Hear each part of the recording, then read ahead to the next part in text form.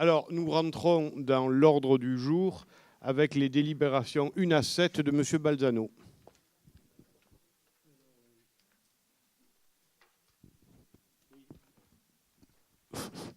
Oui, la délibération numéro 1, donc c'est une convention de partenariat pour de résidence artistique avec la compagnie Lafatch pour prêter la capellane et organisation de représentation pour l'année prochaine.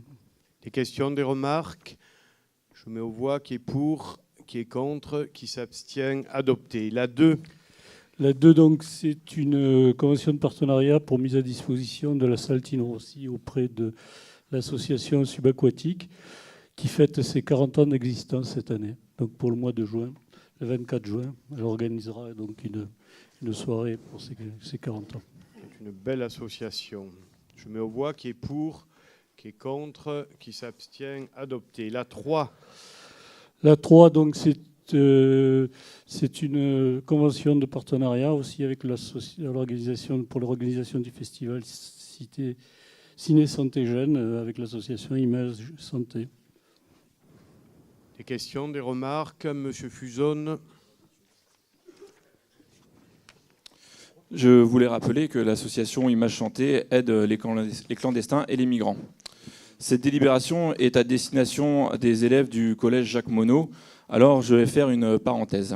Vous n'êtes pas sans savoir qu'il a été voté un redécoupage de la carte scolaire.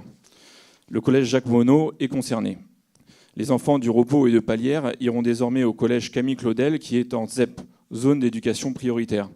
Pour le lotissement de la Voilerie, plan de campagne, quartier des Tilleuls et des Giroudets, ils iront au collège Simone de Beauvoir. Les collèges sont gérés par le conseil départemental, c'est-à-dire par vos amis, Madame Battini et Monsieur Amaro. Le 10 février, au conseil départemental, les élus du parti Les Républicains ainsi que les écologistes et les communistes ont voté ce redécoupage. Lors des élections départementales, le seul candidat Open, moi en l'occurrence, qui était comme mon mouvement opposé à ce redécoupage idéologique. Vous tous avez pris une part importante dans la campagne. Mais le plus intéressant vient avec Madame Inaudy, qui, je rappelle, est une écologiste et son binôme, un communiste. On connaît leur programme. Ensemble, Monsieur Amiel, avec Monsieur Amaro, vous avez fait une campagne pour les communistes et les écologistes. Ensemble, Monsieur Amiel, avec Monsieur Amaro, afin que les enfants des Pénois ne puissent plus aller à l'école, au Pen Mirabeau. Vous avez fait campagne main dans la main. Mais soyez sûr, Monsieur Amiel, que nous allons tout mettre en œuvre pour que le projet que vous avez défendu ne voit pas le jour. Alors, si vous permettez... Oui, Madame Battini. Si vous permettez, je réponds d'abord et puis je vous redonne la parole parce que c'est un sujet que je pensais avoir une question écrite, on ne l'a pas eu, donc je vais répondre. Alors, pour ce qui est de l'aspect purement politique, je suis d'accord avec vous. J'ai appelé à voter pour ce binôme-là, pour faire obstacle au Front National. Ça, c'est on ne peut plus clair. Mon positionnement politique a été et sera toujours extrêmement clair de ce côté-là. Je ferai tout pour que le Front National ne passe pas, parce que je ne partage pas du tout ni son idéologie, tant sur un plan sociétal que sur un plan économique. Donc, de ce côté-là, je ne me sens pas du tout agressé de votre part. C'est la vérité. En revanche, alors pour ce qui est de mon amitié avec M. Amaro et Mme Battini, je ne suis ni ami ni pas ami. Nous sommes opposés politiquement. Ce n'est pas une question d'inimitié. Nous ne partageons pas toutes certaines valeurs. Pour ce qui est du dossier lui-même, les choses, à mon grand regret, ont été faites sans concertation avec la municipalité. Sans concertation avec la municipalité. Et vous avez raison de dire, parce que c'est la vérité, que le 10 février, oui c'est ça, le 10 février dernier, ce redécoupage de la carte scolaire est passé en commission permanente au conseil départemental. Et il est vrai que Mme Inaudy et M. Jorda, pour les citer clairement, ont voté ce redécoupage. Pour des raisons qui sont les leurs, mais que je ne partage pas. Et je considère qu'effectivement, ils ont bien mal rendu, vous voyez, je n'hésite pas à aller sur le terrain politique, ils ont bien mal rendu à la ville des Pen Mirabeau ceux qui, dont son propre maire, c'est-à-dire moi, ceux qui leur avaient permis de gagner ces élections. Comme quoi, un bienfait n'est jamais perdu, comme on dit. Et je le regrette profondément. Je m'en suis expliqué avec Madame Inaudi par une lettre que je lui ai adressée assez sèche. Cette lettre n'a pas un caractère secret. Ça n'a tellement pas un caractère secret que, puisque la mode est maintenant à la communication sur les réseaux, Madame Inaudi a jugé bon de porter, entre guillemets, notre dispute sur les réseaux en disant qu'elle s'était fait engueuler. Mais c'est vrai. C'est vrai. Je n'étais pas du tout satisfait de ce qu'elle a fait, et c'est vrai. C'est même pas une question d'idéologie ou pas d'idéologie, c'est une question de méthode. Il n'y a pas eu de concertation, et ça, c'est contrairement à ce que vous dites, il n'y a pas eu de concertation, ça c'est facile à prouver, et ça lui aurait rien coûté que de me passer un coup de fil, quitte à me dire, moi je veux voter comme ça pour des raisons qui sont les miennes. Ça ne m'aurait pas fait plaisir, mais elle aurait pu le faire, elle ne l'a pas fait. Monsieur Jordan non plus, mais à la limite, Monsieur Jordan couvre davantage Gardanne, Madame Inaudi couvre davantage les peines Mirabeau. Je ne suis pas resté sans rien faire, puisqu'il s'en est suivi, après le courrier à Madame Inaudi, le courrier à Madame Vassal, présidente du conseil départemental, qui pilote quand même ce choix. J'ai demandé un rendez-vous avec trace écrite, parce que maintenant, bon, méfie, avec trace écrite à Madame Vassal, c'était, que je ne vous dise pas de bêtises, le 13 mars. Oui, le 13 mars. Je n'ai pas de retour à ce jour de cette demande de rendez-vous, malgré des relances. J'ai reçu, c'était avant-hier, les parents d'élèves concernés par ces décisions, à savoir les parents d'élèves de la Renardière, et je m'en suis expliqué très simplement, de la même manière que ce que je fais avec vous. Alors, il s'agit en aucune manière de charger quiconque, mais ça, simplement, chacun prend ses responsabilités. Aujourd'hui, la carte scolaire des collèges dépend strictement du conseil départemental. On peut quand même demander l'avis du maire de la commune ou de son adjointe à l'éducation. Ça n'a pas été fait. Ça n'a pas été fait. Je le regrette. Bon, admettons. Admettons que Mme Vassal, du haut du conseil départemental, elle ne peut pas penser à tout. Mais elle a quand même des gens, et en particulier les élus du coin, passez-moi l'expression, conseiller départemental. Vous savez, j'ai été conseiller général pendant 17 ans et vice-président du conseil général. Ces choses-là, ça ne se passait jamais dans mon dos. Il y avait une concertation, alors après, que j'avais entre moi et moi, hein, je veux dire, j'en parlais avec mes élus, mais il n'y a jamais eu d'opacité sur ces choix. Le choix a été fait, je le regrette. Je n'en fais pas, par contre, une question d'idéologie, du moins à mon niveau. Si les choix portés par Mme Inaudi relèvent de l'idéologie pour des questions de mixité ou pas de mixité, franchement, c'est une sottise de sa part. Et j'emploie des mots extrêmement polissés. On aura l'occasion de s'en expliquer avec la présidente du conseil départemental, si elle m'accorde le rendez-vous que je lui ai demandé avec les parents d'élèves. Voilà où en est exactement le dossier. Madame Battini.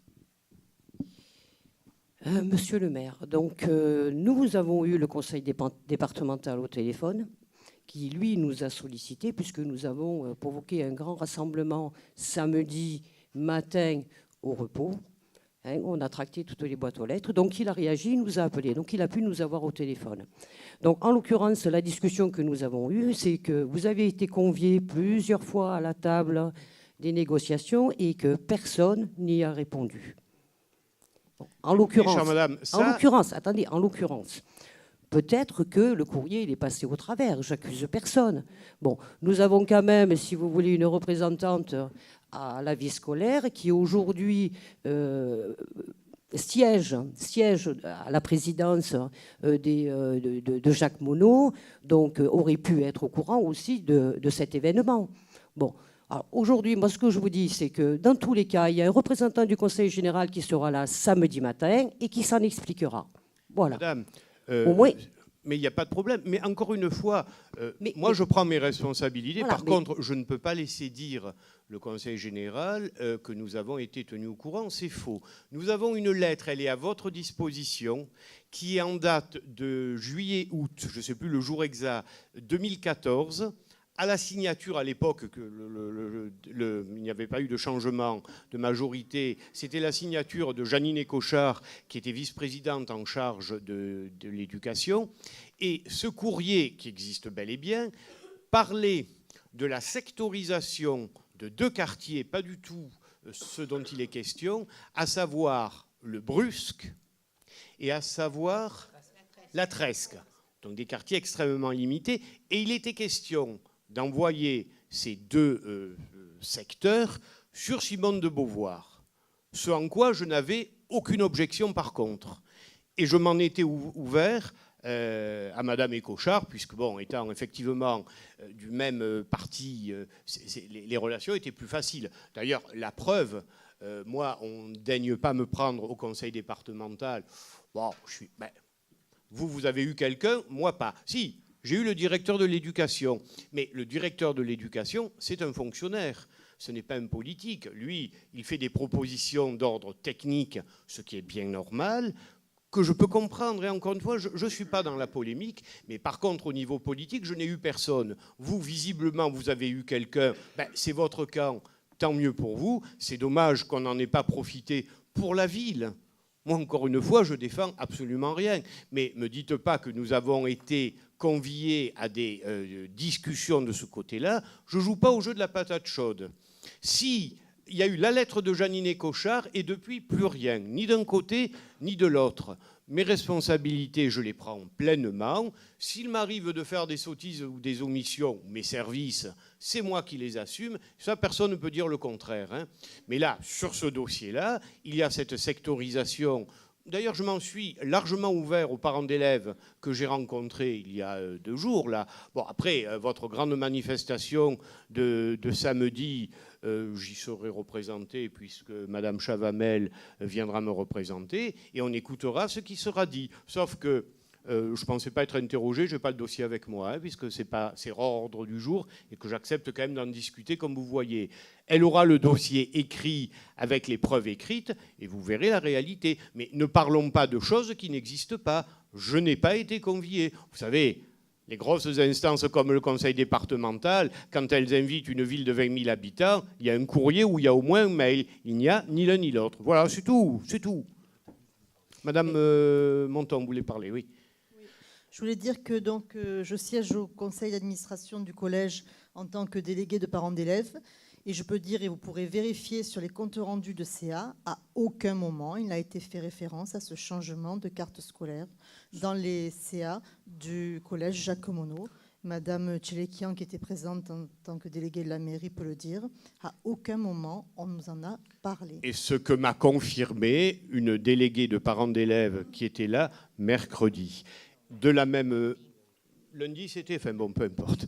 Voilà, ce qu'elle m'a confirmé également. Non, mais on ne s'envoie pas ni des invectives, ni des trucs. Qu'on puisse le récupérer politiquement, je le comprends bien. Oui, non, mais ce n'est pas mon cas, là, hein, chère madame. Je veux dire, je prends mes responsabilités, pas celles des autres. Que le Front National pavoise, c'est normal, mettez-vous à leur place. Je soutiens un binôme au conseil départemental pour les faire battre, et ce binôme n'a même pas la courtoisie, là, excuse-moi Serge, parce que là, de venir m'informer de ce qui se fait. Alors avec une pointe d'humour, j'ai envie de dire, ne mélangeons pas tout. Elle était pas mal, hein. Elle était pas mal. Allez, Fusonne, monsieur Fusonne, pardon. Oui, enfin, donc du coup, vous dites que c'était pour nous faire battre, alors que nous, dans mon mouvement et dans notre projet, on est contre le redécoupage des cartes scolaires en général. Donc vous avez préféré jouer contre les Pénois. C'est une première chose. C'est une première chose par simple idéologie. Non, mais c'est ça. Non, c'est pas ça. Et deuxièmement, si. Et deuxièmement, ça, la raison évoquée par Madame Inodi, c'est la mixité sociale. C'est exact. Oui. Exact. Mais c'est bien vous qui avez signé le contrat de mixité sociale non, contre lequel... Ah, ça n'a rien à voir. Contrat, alors là, ça paraît... Ça n'a rien à voir. Le contrat de mixité sociale est un document. Nous, on est contre. Le contrat de mixité sociale... Non, mais vous, attendez. Le contrat de mixité sociale est un document qui relève strictement de l'habitat et qui a permis d'atténuer le nombre de logements sociaux à réaliser par rapport à la règle. Voilà ce que c'est le contrat de mixité sociale. Alors ne mélangeons pas tout, parce que sinon, effectivement, on va aboutir à des polémiques stériles. Non, mais alors, pour ce qui est du soutien, encore une fois, je vous le dis et je vous le redis, je m'opposerai toujours à votre mouvement. C'est clair, mais je le fais. Il n'y a pas d'agressivité de ma part, il n'y a pas de violence. Je ne partage pas du tout vos idées, vous ne partagez pas du tout les miennes. Après que Mme Inaudi, Jean Bégaye, pardon, par idéologie, effectivement, et puis se laisser aller à 1, suivre ce dossier, 2, le voter, mais surtout, excusez-moi, j'ai été conseiller général 17 ans, encore une fois, et je n'étais pas qu'en charge de ma délégation. J'avais 3 villes, Cabriès, Septem, les Pennes Mirabeau, je les ai toujours traités sur un même plan d'égalité. Et lorsqu'il y avait une difficulté qui était soulevée concernant la ville des Pennes, n'en parlons pas, bien évidemment, mais la ville de Septem ou de Cabriès, je téléphonais à son maire pour lui dire, voilà, il y a telle ou telle difficulté, discutons-en. Madame Inaudi n'a pas eu la courtoisie et, disons-le, l'intelligence de le faire. Ah ben non, je suis désolé. C'est un manque d'intelligence que de faire ça. Enfin, attendez, vous faites élire quelqu'un qui vous... Enfin, ça n'a pas de nom. Vous êtes pour. Vous êtes pour la mixité sociale. Vous êtes pour ce projet. Vous êtes pour l'apartheid. Ça n'a rien à voir. Vous êtes pour l'apartheid. Ça n'a rien à voir. C'est quoi la mixité sociale?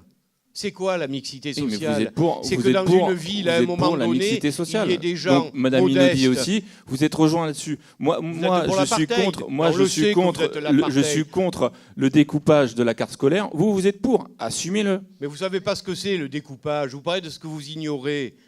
En tout cas, vous ne connaissez pas les programmes politiques. Le découpage. Oh, je connais aussi bien que vous, parce croyez-moi. qu'apparemment, vous ne connaissiez pas le moi, mien. Contrairement à vous, je n'ai pas vécu de la politique en étant fonctionnaire attaché à un groupe politique. Parce que sur un plan professionnel, je n'ai pas de leçon à recevoir. Vous êtes au maximum des indemnités d'élus. Tout à fait, bien évidemment. Je gagne ma vie comme élu, mais j'ai surtout été au maximum des indemnités. Tiens, combien vous gagnez si, avec vos retraites et tout. Si, vous allez sur le thème de l'argent. Combien vous gagnez si, vous gagnez combien? Je vous fournirai non, mais on va parler là, on est en public. Si, vous allez sur ce terrain-là. Combien vous gagnez avec vos retraites, avec vos frais de représentation? Ça monte à combien? 15 000, 20 000? Oh, 50 000. 50 000. Vous êtes au maximum d'indemnité d'élus. Je me paye d'élus. mes propres costumes. Allez, on va passer à autre chose. Ah, Monsieur Baroni voulait intervenir.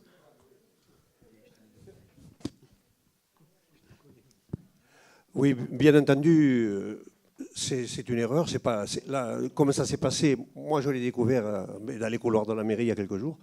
Mais personne ne l'a dit. Et bien souvent ici, on dit « Oh, mais ça c'est la politique nationale, ça, nous on est pénois. » Je pense, et je suis sûr, d'être le seul depuis des années, à dire et à écrire et à demander, mais c'est vrai qu'on n'a jamais eu d'écho, même y compris dans cette salle. Un deuxième collège open. Ce collège, il a près de 50 ans, près de 50 ans. J'étais à sa construction, donc à son inauguration, avant qu'il descende dans les ordures. 50 ans. La population des Pennes, elle a pratiquement doublé, et on n'a jamais vu de deuxième collège, et je n'ai pas vu jamais autour de la table, ici, il y a 5 ans, il y en a 10, j'ai pas vu, on ne nous a jamais suivis sur ces questions-là. On dirait qu'on parlait de gros mots. Alors, ça excuse pas le reste, mais je pense que ce collège, qui a 50 ans bientôt, moi je regarde aussi Accent, et même quand c'était l'ancienne direction du conseil départemental, il y a des endroits où on a démoli le collège, on en a refait, il y en a où on en a refait 2.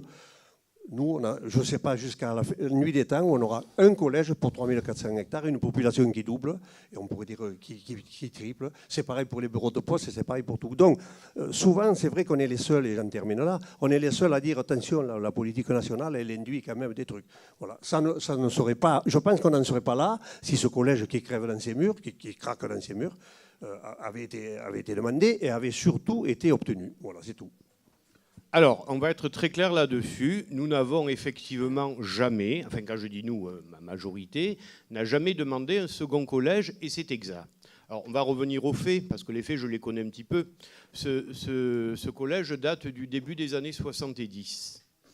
C'était au départ un collège pour 900 élèves. 900 élèves. Aujourd'hui, pour des raisons X ou Y, ça a été ramené à 800 élèves et nous sommes à 760. 760. Donc je veux dire, la marge, elle existe quand même. Qu'après, pour des questions de confort, le principal défende moins d'élèves, ça c'est quelque chose que je peux comprendre facilement. Je lui en veux pas du tout. Bon, il aurait pu alerter le conseil d'administration, ce qui n'a pas été fait, ce que confirment 2 élus, plus la représentante des parents d'élèves. Ça c'est le premier point. Le deuxième point, on peut tout demander. Moi, ça fait 10 ans que je demande un lycée. C'est vrai, je n'ai pas demandé un deuxième collège, ça fait 10 ans que je demande un lycée. Soit dit en passant, on ne m'a jamais remercié, mais je m'en remettrai. Hein. Le collège qui était demandé depuis 10 ans, à Septème-les-Vallons, a, que je sache, été obtenu lorsque nous sommes arrivés avec la majorité à laquelle je participais. Pardon. Le collège a été inauguré de mémoire, je ne suis pas sûr de la date, mais je crois que c'était en 2002. Et je veux dire, la politique en matière de collège, nous l'avons menée tambour battant avec la majorité de l'époque. Je tiens à rappeler que lorsque j'étais allé, ça avait été ma première rencontre avec une autorité de l'éducation nationale qui était à l'époque Madame Sonia Henrich, qui a eu des fonctions extrêmement importantes au ministère de l'Éducation nationale. Elle m'avait dit, monsieur le conseiller général, c'était dans cette optique que je l'avais rencontré, je ne donnerai jamais un avis favorable pour le collège de Septème, sauf si vous fermez un des autres collèges des quartiers nord de Marseille. À l'époque, je crois que c'était Jean Moulin ou Elsa Triolet. Bon, en fait, on a fait Septème, on n'a fermé ni Jean Moulin ni Elsa Triolet. On va se projeter quelques années plus tard. Et j'avais participé à une discussion sur la carte scolaire au sein du Conseil général. Et il était question de fermer Camille Claudel. Pourquoi ? Il n'y avait pas assez d'élèves. Pour quelle raison ? C'est que la ville de Vitrolles, qui aujourd'hui est une ville de un peu moins de 40 000 habitants, avait été prévue dans le cadre des villes nouvelles pour être une ville de 60 à 80 000 habitants. Ce que, heureusement d'ailleurs, elle n'a jamais obtenu. Mais les collèges, eux, existaient. Et il était question de fermer un de ces collèges. Bien entendu, le maire, très logiquement, s'y était opposé. Et donc, la suite, ça a été une redistribution d'élèves au niveau de ces collèges. Alors, faut-il aujourd'hui demander à corps et à cri un deuxième collège sur les Pennes Mirabeau ? Je dirais pourquoi pas. Après, on peut toujours tout demander quand on sait que de toute façon, on ne sera pas aux manettes pour réaliser les choses. Bon, j'appelle ça un peu de la surenchère et de la démagogie, mais passons. Ne serait-il pas plus légitime, peut-être, de demander une extension du collège existant dans la mesure où il y a des terrains ? Je rappelle que j'avais obtenu, comme ça on dit tout, hein, il y a un temps pour la polémique et un temps pour les dossiers. Là, c'est de dossiers que je parle. J'avais obtenu en 2013-2014 un gymnase. Ce gymnase, aujourd'hui, la majorité actuelle m'a donné une fin de non-recevoir. J'ai rencontré à 2 reprises Madame Vassal, qui me dit, tu comprends, l'argent dans les collectivités. Je dis, mais je comprends très bien, on est tous soumis à ces difficultés-là, sauf que nous avons, comme M. Baroni l'a rappelé, un gymnase vieillissant, et que ce ne serait pas du luxe d'avoir un gymnase comme tous les collèges qui sortent actuellement. Donc pourquoi ne pas imaginer, plutôt que de faire un deuxième collège ou de raser celui-là qui n'en a pas véritablement besoin, une extension ? C'est dans ce sens que je veux rencontrer Madame Vassal pour ces 2 raisons, mais surtout pour l'immédiateté, c'est-à-dire le redécoupage. Et j'attends et j'espère qu'elle me donnera un rendez-vous. Voilà, c'est aussi simple que ça. Voilà, bon, on était parti d'où, là ? À l'image santé. Alors, je vais quand même mettre au vote. Je crois que le débat était très complet et très courtois, finalement. Alors, qui est pour ? Qui est contre ? 3 contre. Qui s'abstient ? Adopté. merci. La 4, quant à La 4, donc c'est une attribution de subvention qui est la même que l'année dernière, 1 500 €. Pour, contre, abstention, adopté. La clé des champs, 5. Idem pour la clé des champs, la subvention est de 1 600 €, c'est la même qu'ils avaient eue l'année dernière. Pour, contre, abstention, adopté. Langue provençale. Et la langue provençale, c'est également donc une subvention de 600 €, la même qu'ils avaient eue l'année dernière. Pour, contre, abstention, adopté. Les Amis des Arts.